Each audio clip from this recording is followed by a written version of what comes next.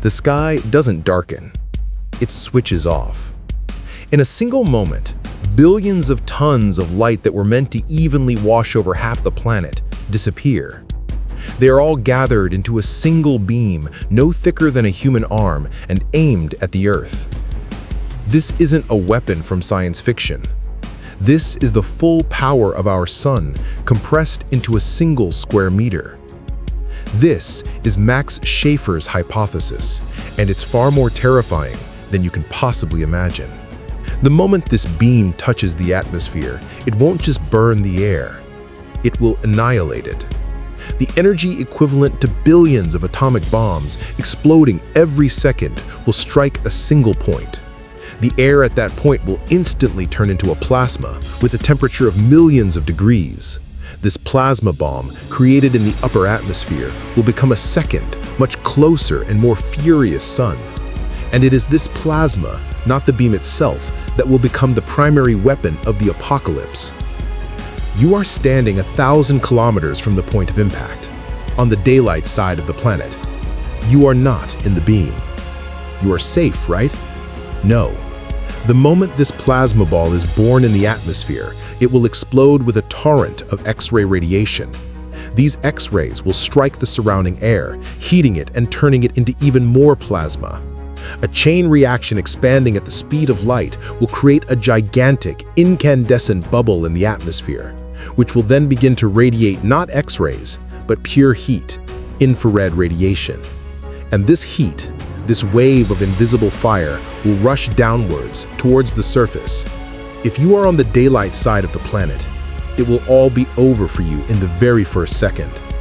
It doesn't matter if you are inside a building or outdoors. The intensity of the thermal radiation from this new sun in the atmosphere will be so great that anything that can burn will ignite instantly. Forests, cities, oceans, everything will boil and burst into flame. You won't burn, you will vaporize. The very ground beneath your feet will begin to melt, turning to glass. But the most terrible fate is reserved for those on the night side, those who think they are safe, shielded from the beam by the entire planet. They will see something unimaginable. First, the moon will go dark. All the sunlight that was supposed to illuminate it is now focused into the beam striking the other side of the planet. An absolute, unnatural darkness will fall. And then the horizon will begin to glow, not red like a dawn, but a blinding white. This is the light from the plasma explosion in the atmosphere beginning to wrap around the planet. This phenomenon is called twilight, when light from the sun hidden below the horizon scatters in the atmosphere and illuminates the Earth. But this will not be an ordinary twilight. It will be a twilight inferno. The scattered light will be so bright and so hot that the sky above you will itself become a scorching furnace.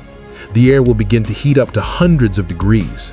Everything around you, trees, houses, yourself, will begin to char and ignite even without direct contact with flame. You will burn alive under the light of a sky that was supposed to be dark. But that's not all. There is another killer, even more insidious. The moon, which went dark for a moment, will suddenly flare to life again. It will become brighter than 1,000 suns. The light from the plasma bomb in Earth's atmosphere will strike the moon, and our satellite will turn into a gigantic, incandescent mirror, reflecting the deadly radiation back onto the night side of the planet. People who survived the fiery twilight will be killed by the reflected moonlight. It will be the most poetic and the most horrific death imaginable. The cause of death will not be the darkness. The cause of death will be the light. While the night side of the Earth burns in a hell of fiery twilight and reflected moonlight, the main catastrophe continues on the daylight side. The sun's laser beam, only 1 meter thick, continues to drill through the planet. It doesn't just melt the crust, it vaporizes it, ejecting trillions of tons of superheated matter into space. This matter, accelerated to incredible speeds, becomes a cloud of cosmic debris that begins to orbit the Earth, creating a temporary but deadly ring like Saturn's.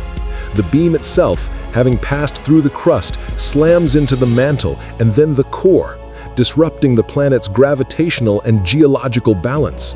This triggers monstrous earthquakes and volcanic eruptions across the entire surface, even on the night side, finishing off anyone who might have miraculously survived the heat blast.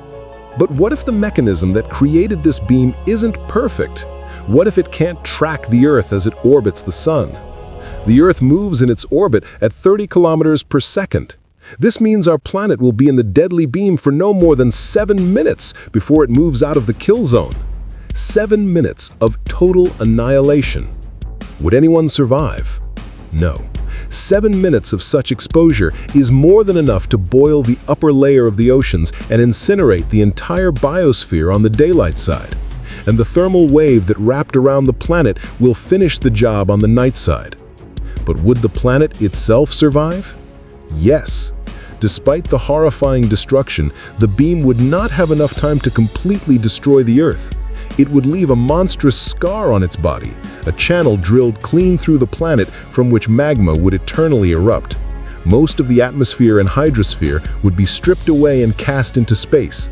The planet would become a charred, volcanic, sterile ball similar to early Venus. But the rocky sphere itself would remain. But let's consider another, more cunning scenario. What if the beam is not aimed at the center of the Earth, but tangentially, at the very edge of the atmosphere? The effect would be completely different, but no less deadly. The beam wouldn't drill through the planet. Instead, it would turn the entire atmosphere into a giant plasma engine. The air, heated to millions of degrees, would be ejected into space at incredible speed, creating rocket thrust. This thrust would begin to push the Earth, slowly but inexorably, off its orbit. To where? Likely away from the Sun into the cold darkness of space. In this scenario, there would be no instantaneous fiery apocalypse. Instead, a new ice age would begin. With each passing day, the planet would move further from the Sun, and with each passing day, it would grow colder. The oceans would freeze, and then the atmosphere itself would turn to ice, falling to the surface as nitrogen and oxygen snow. Life would freeze and die.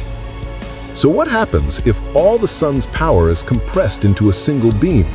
The answer depends on where it hits, but in any scenario, it's a story of total annihilation. Either we burn in an instantaneous fiery hell, or we freeze in eternal darkness.